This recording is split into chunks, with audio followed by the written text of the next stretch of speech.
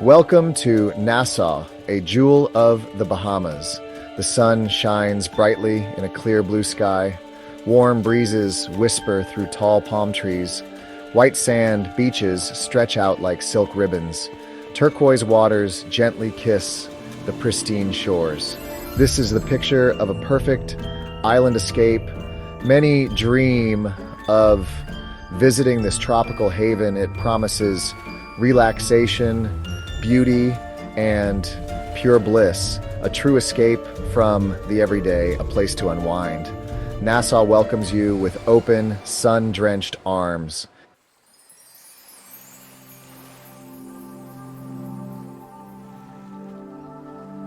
Yet, look closer at this island paradise. Beyond the sun loungers and colorful cocktails, there is a depth here, unseen by many. The turquoise waters are not just beautiful. They are ancient, holding countless stories. Stories of time, of change, of struggles. The gentle breezes sometimes carry old whispers, whispers of a different era, a wilder time, a past that sleeps just beneath the surface, a history quite unlike its polished present.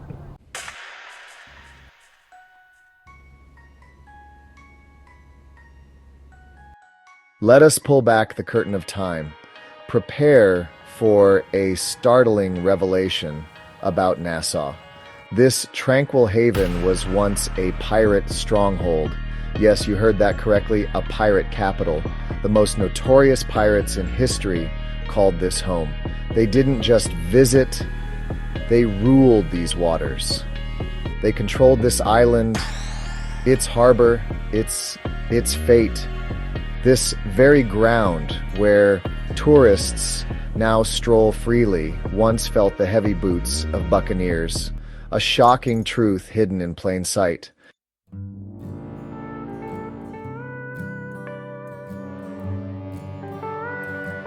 Consider the stark contrast for a moment. Today, families enjoy ice cream by the harbor. Children build sand castles on the beach. Couples stroll hand in hand at sunset. The atmosphere is one of peace and tranquility. Now, rewind 300 years in your mind to a time of chaos, danger, and constant threat. The harbor was filled with pirate ships, their black flags snapping in the tropical breeze, the air thick with tension and plotting.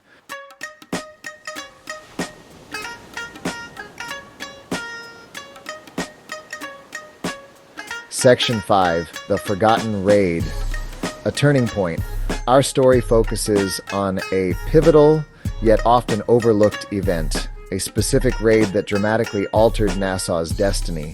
This was not just any pirate attack, it was a catalyst, a spark that ignited a fire. This forgotten raid helped make Nassau what it became. It cemented its reputation across the seas. It drew even more pirates to its shores, turning a struggling port into a pirate republic, a central hub for all Caribbean piracy. Understanding this raid is key to Nassau's story.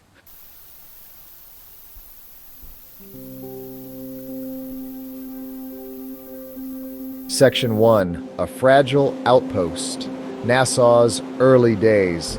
The early 18th century was a difficult time for the small British colony of New Providence. Nassau was its main settlement, its tiny heart, but this heart was weak, struggling to beat strongly.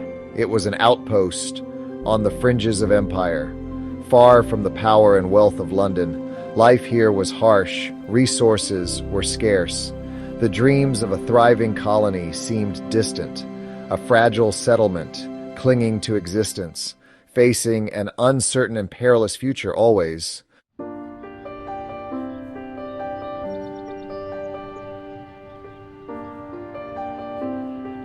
Section 2, Shadows of War. Distant conflicts, local fears. Europe was a continent often engulfed in flames. Kings and queens played their games of power.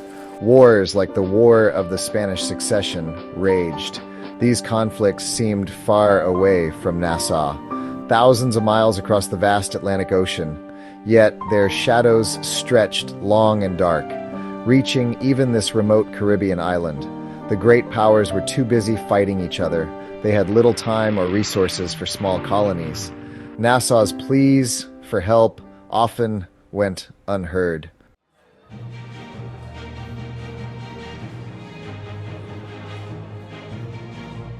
Section 3.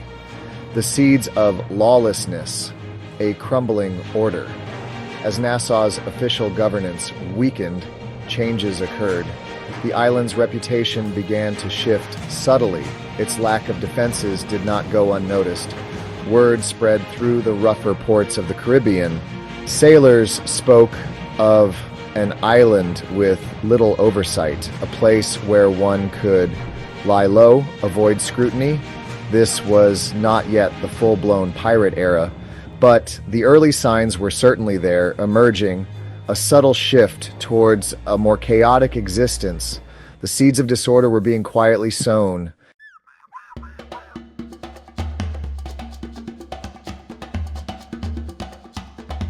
Section 4. Under Siege. The French and Spanish Menace. Nassau's troubles were not merely internal. External threats were a constant, terrifying reality. The French and Spanish viewed the British colony as a thorn in their side and a prize. Throughout the late 17th and early 18th centuries, these rival powers launched repeated attacks. They sailed their warships into Nassau's harbor. Their cannons roared, bringing death and destruction. The small settlement was no match for them. These raids left deep scars on the island.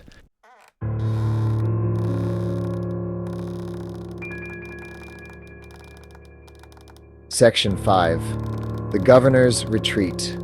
Authority evaporates. The repeated enemy raids had a chilling effect. They shattered any semblance of stable government.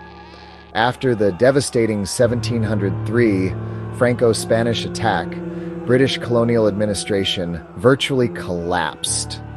The captured governor was not quickly replaced, and even when officials were sent, they found it hard. They had little support from a distant crown. They faced a demoralized, dwindling population and the ever-present threat of further violence. Governing Nassau became an impossible, thankless task.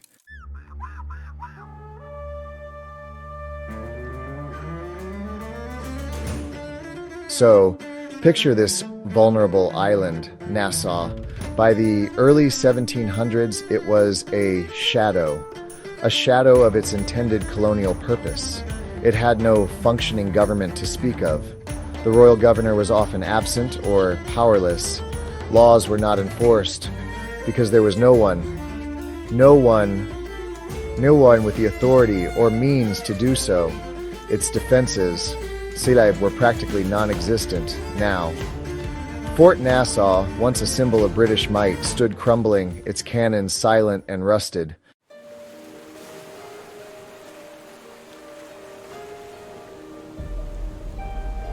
The year was 1715, a pivotal moment. Far to the south, Spain prepared a grand fleet. This was not just any ordinary convoy of ships. It was the famed Spanish treasure fleet, the Plate Fleet, laden with immense riches from the New World: gold, silver, emeralds, and valuable colonial goods, all destined for the coffers of King Philip V. This treasure was vital for Spain's economy. A kingdom still recovering from years of war, the fleet's safe arrival was of utmost importance.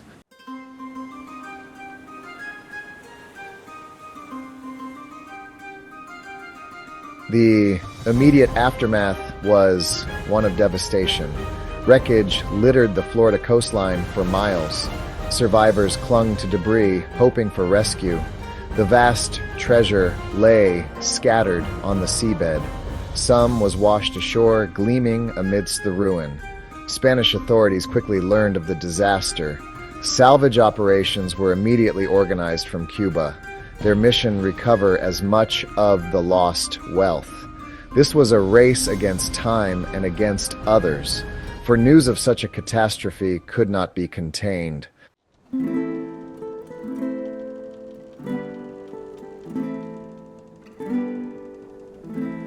Section 3.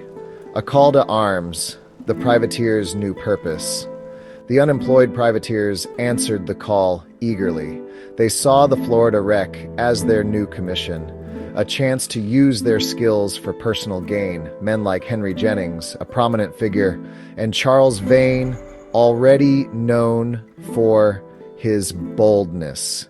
They began to gather crews and outfit ships. Their destinations were the waters off Florida, not to help the Spanish, but to help themselves. To the Spanish, these men were nothing but pirates. To themselves, they were simply seizing an opportunity.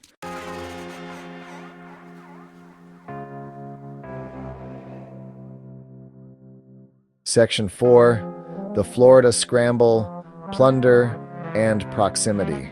The waters off Florida became a chaotic free-for-all. Dozens of ships converged on the wreck sites. Spanish guards struggled to fend off constant attacks. Henry Jennings led a particularly audacious raid.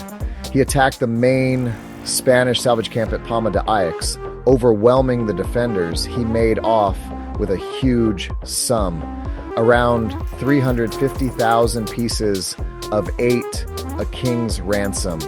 This success story echoed throughout the Caribbean. It proved that fortunes were there for the taking, and it drew even more fortune seekers to the area.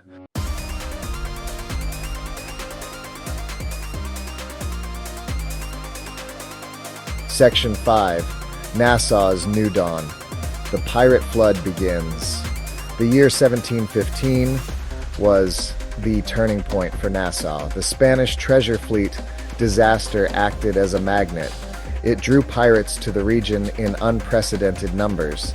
And Nassau, by virtue of its location and lawlessness, became their primary gathering point, their unofficial capital.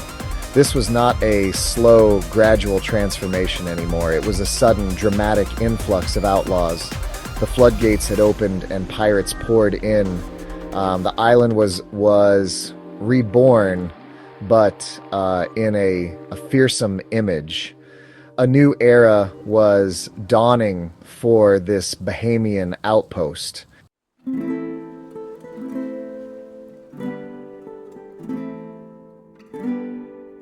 The transformation of Nassau into a pirate den was swift. It needed leaders, or at least influential figures. Benjamin Hornigold stepped into this role naturally. He was an experienced English privateer, now without a war. He saw Nassau's unguarded harbor, its strategic position. He recognized its immense potential as a pirate sanctuary. Hornigold began using Nassau as his base of operations. He gathered a formidable crew around him. His early raids targeted Spanish ships primarily. He was one of the first to truly exploit Nassau's lawlessness.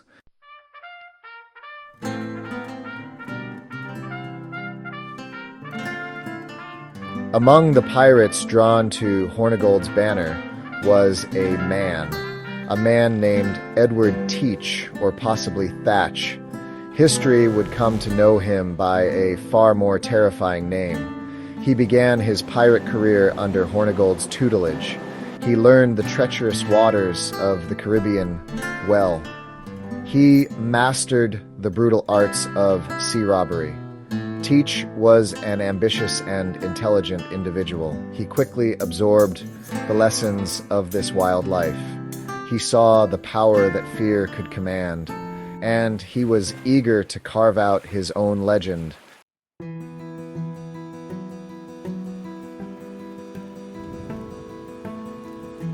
While Blackbeard cultivated fear through image, others relied on sheer ferocity. Charles Vane was one such pirate, a truly hardened soul. He was an Englishman who quickly embraced the pirate life. He operated out of Nassau with ruthless efficiency. Vane was known for his exceptional cruelty and volatile temper. He showed little regard for authority of any kind. This included any attempts at informal governance by other pirates. He was a rebel among rebels, an anarchist at heart. His path was one of uncompromising violence and defiance.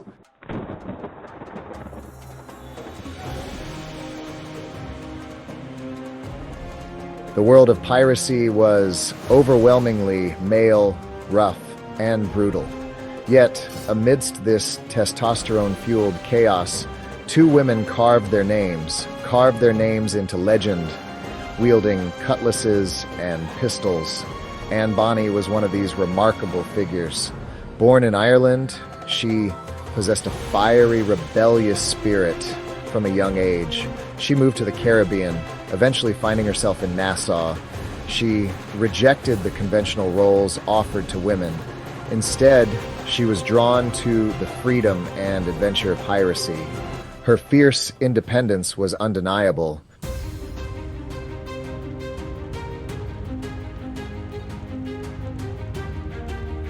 John Rackham, better known as Calico Jack, was a pirate. He cut a distinctive figure in Nassau's crowded scene. His nickname came from his penchant for bright calico clothing. This set him apart from the more ruggedly dressed buccaneers. He had a certain flair, a love for the dramatic. Rackham rose to prominence, eventually becoming a captain. One popular tale suggests he gained his command by deposing the notoriously difficult Charles Vane. Whether true or not, Rackham established his own reputation. He was a pirate of style as well as substance.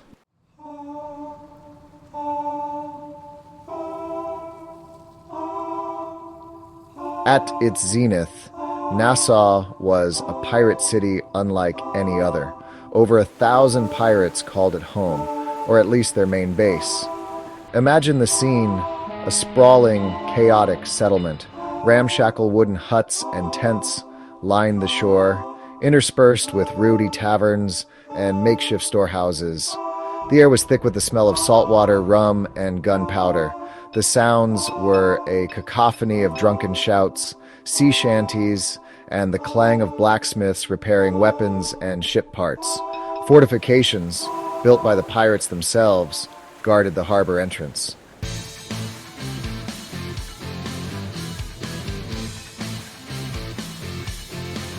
The Republic of Pirates, centered in Nassau, grew bolder. Its influence spread like a dark shadow over Caribbean trade. Merchant ships sailed in constant, debilitating fear. Every voyage was a gamble against skilled sea marauders. Insurance rates for shipping soared to record highs. Legitimate commerce, the lifeblood of empires, began to bleed.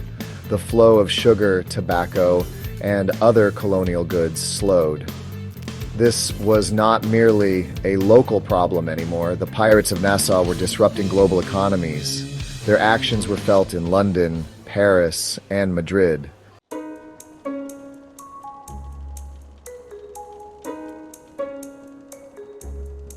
Before unleashing the full might of the Royal Navy, the British Crown decided on a strategic first move. This was an attempt to resolve the pirate problem, perhaps with less bloodshed and less expense. In September 1717, King George I issued a proclamation. It offered a full pardon to any pirate who surrendered. They had to give up their illegal activities by a set deadline. This news was ordered to be spread throughout the West Indies. It was a calculated move, a carrot before the stick, a chance for pirates to rejoin lawful society.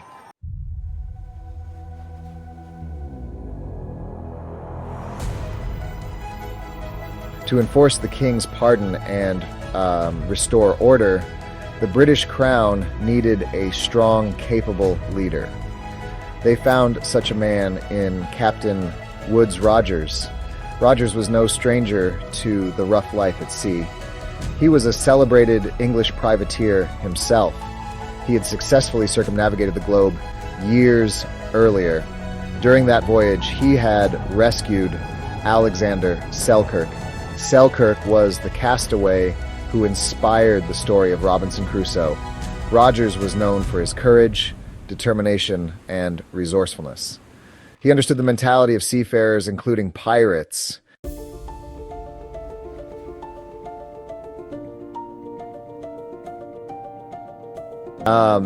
Section 4, The Arrival, a fleet against a pirate stronghold. In July 1718, Woodes Rogers' fleet finally reached Nassau. The sight that greeted them was a formidable one. Pirate ships, including Charles Vane's brigantine, guarded the harbor. The black flags of piracy flew defiantly over the settlement. The entrance to the harbor was partially blocked by a captured French ship bristling with cannons. This was a clear statement of intent from some pirates. They were prepared to resist the new governor's arrival. Rogers knew this would not be a simple takeover. He had anticipated resistance from the more hardened elements.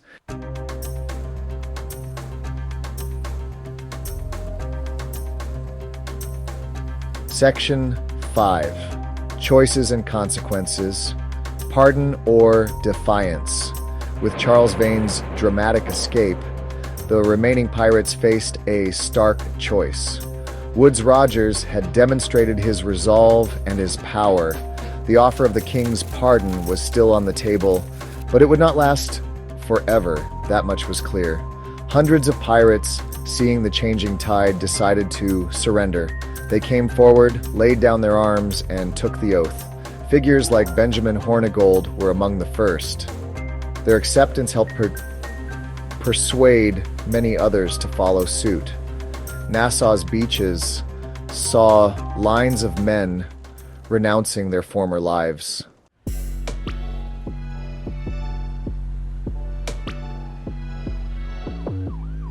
Section 6. The Republic crumbles. Order restored, an era ends. Under Woodes Rogers' firm governance, Nassau began to change. The chaotic, lawless pirate den started to transform.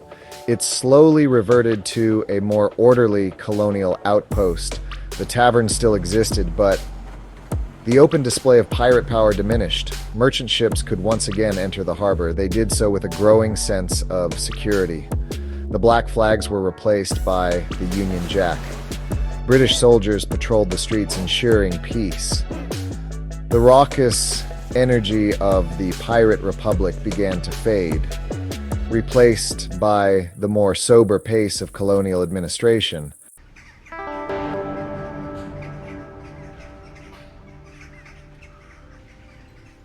Paradise reclaimed. Nassau today versus the pirate Heyday. Modern Nassau greets you with a calm, sunny smile. Luxury cruise ships glide gracefully into its harbor. Tourists spill onto Bay Street, eager for souvenirs.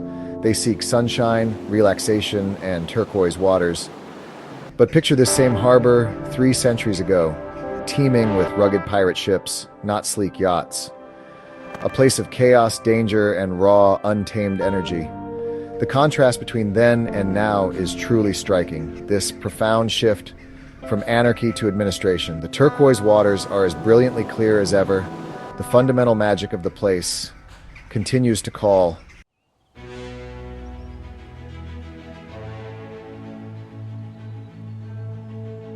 Echoes in stone and sand, physical remnants of a wild past. Walk through Nassau with a keen and curious eye. You might find tangible echoes of its swashbuckling past. The old forts stand as silent, weathered sentinels.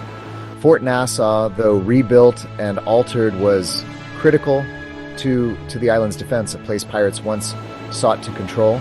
Fort Montague, built after the pirate era, protected this valuable port. These stone walls have witnessed centuries of history. They whisper tales of battles, sieges, and changing flags. Beyond the forts, other clues linger. Old street names echo forgotten figures or events. The layout of the historic downtown area was shaped by maritime needs. Imagine archaeologists sifting through soil or divers exploring the harbor floor. What artifacts might they uncover from that era? A rusted buckle, a clay pipe, a single piece of 8. Modern development has reshaped Nassau. Gleaming new buildings rise where shanties once stood. Paved roads cover paths once trod by pirate boots.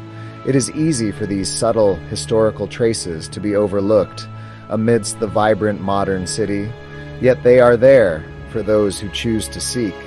A weathered stone in an old wall, an ancient tree that might have offered shade to a plodding buccaneer. These small details provide a link, a quiet connection to the rough and tumble world that once defined this place. These physical remnants serve a vital purpose now. They are more than just old stones or quaint names. They are anchors to Nassau's extraordinary history. They allow us to ground the legends in reality, to stand on the same ground as Blackbeard or Anne Bonny, to look out over the same harbor they once ruled. This tangible connection helps bridge the centuries.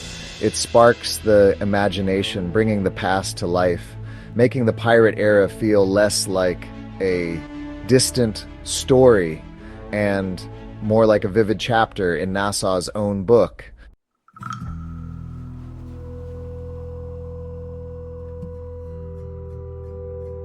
Whispers on the breeze folklore and cultural memory. The pirates of Nassau sailed into legend and folklore.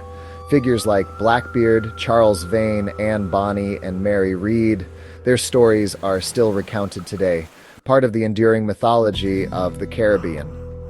Modern Nassau embraces this heritage. The Pirates of Nassau Museum offers a glimpse into the past, educating and entertaining visitors. The sea, ever present, whispers of those wild days.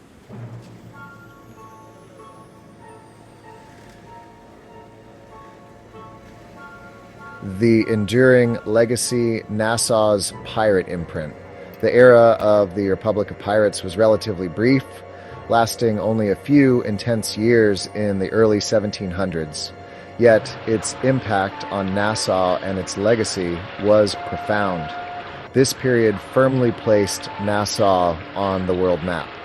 No longer just a struggling, overlooked colonial outpost. It became infamous, a name known across empires.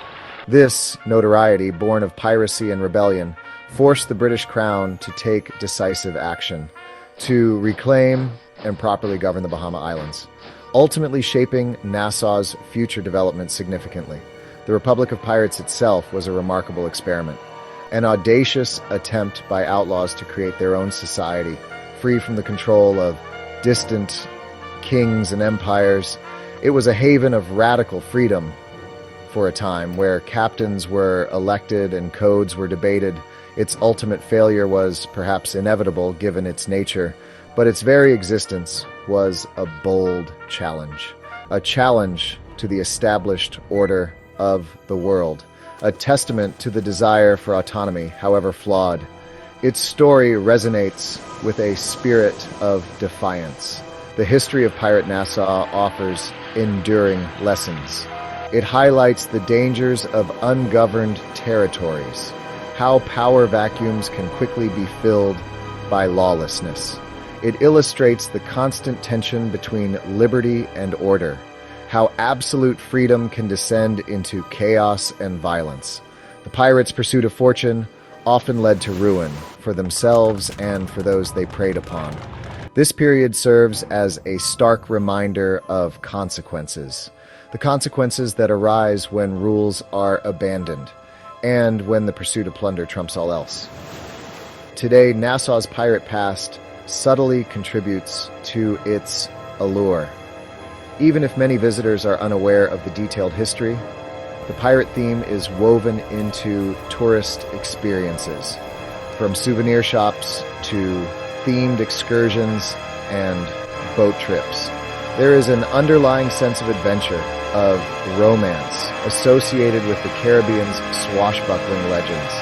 This infamous chapter, far from being a source of shame, has become a unique part of Nassau's brand, a hint of its wild rebellious spirit still lingers, adding a layer of intrigue to this island paradise.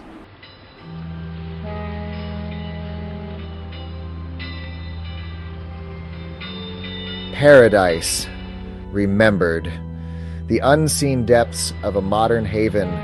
Nassau today is a sun-drenched paradise, a haven for relaxation. Its peaceful beaches and sparkling waters invite you. But beneath this tranquility lies a thrilling history. The calm is profound when you understand the chaos that once reigned here.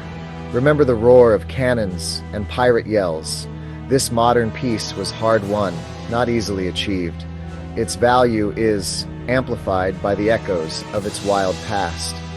Understanding Nassau's pirate republic adds a profound new dimension to this Caribbean jewel. A paradise not just seen, but truly understood.